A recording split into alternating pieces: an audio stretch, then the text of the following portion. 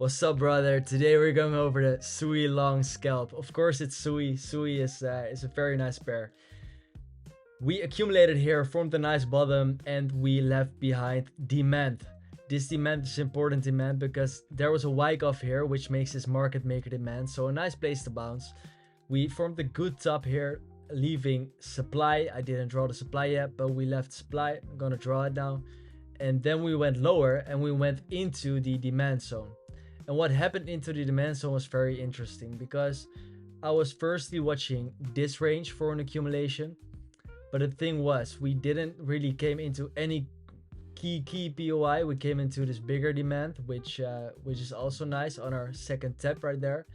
But we went lower and never completed this model, and it wasn't a very high probability model because the taps here were not the best taps, and we went lower to the demand zone and we formed a very nice low here. But let's get back in time and let's trade this trade as we always do. So when you see price like this into important demand and you see it going down, boom, it's going down, it's going up, and it's rangy, so it's going sideways.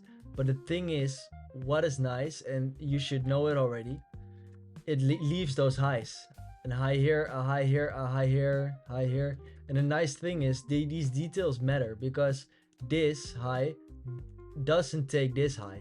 And if that was the case, it would be less good already, because if this was a higher high, liquidity taken. If it took another higher high here, liquidity taken. It all makes the return to zone less good. So the return to zone right here is very nice. So let's draw the range from low to high, of course. And when you're here, you put your alert below the first step and you just wait. But when you see this, you should already think, hey, this might be a very nice setup because it's leaving that liquidity. Okay, let's play it.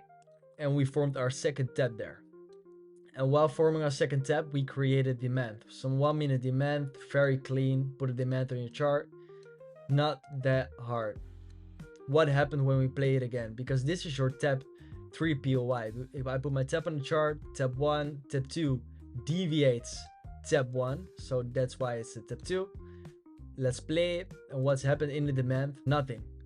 So we didn't break structure. If we broke structure here, we went lower and we broke structure here, this could be your entry.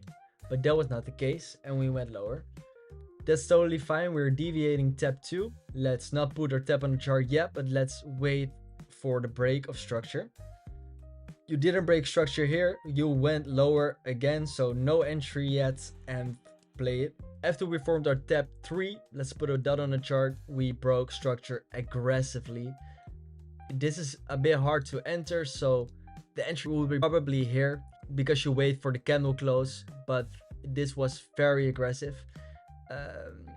You might want a pullback to have a full entry on this because the R is less good when you take this on the candle close. Then the R is still nice, but it's a 2.4, and when you have it on the break, it's a 3.5. So that's a big difference.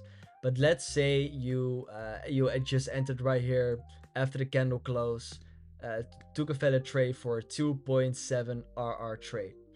Maybe we get a pullback to enter more, but let's see. We didn't get a pullback. And why didn't we get a pullback? Because this was just an amazing return to zone. And remember, we were in demand. So when you form we were in key demand actually after a wyke off. So we formed a very nice accumulation with this return to zone. When I invert my chart, you see it as well, how nice it is, because as a distribution, things look even better. And before you entered, what can you see here on the 30-second, which was not that clear on the 1 minute, was that you even had a wyke off in a wyke off here.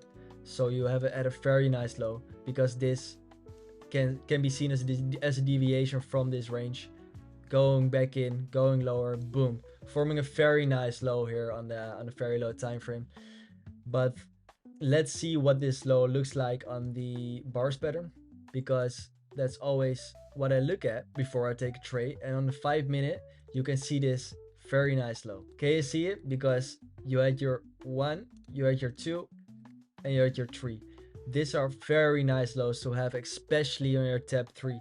It can also happen that you have them on your tap 2, but then it will be most likely the case that you don't get a model 1. If you got a low like that on your tab 2, it will most likely be the case that you get a model 2 and go higher, because this low is so good. That's why I use that low for confluences and use the bar patterns as confluences. Invert your chart sometimes. Hey, maybe it looks better, maybe not, but then you just can see it from another perspective. And let's just play it more. And you see, this was a pretty easy take profit. Very nice 3.7 RR trade. And yeah, done for the day. 3.7%. Thank you for watching. I hope you learned something again. See you tomorrow, bro. Ciao.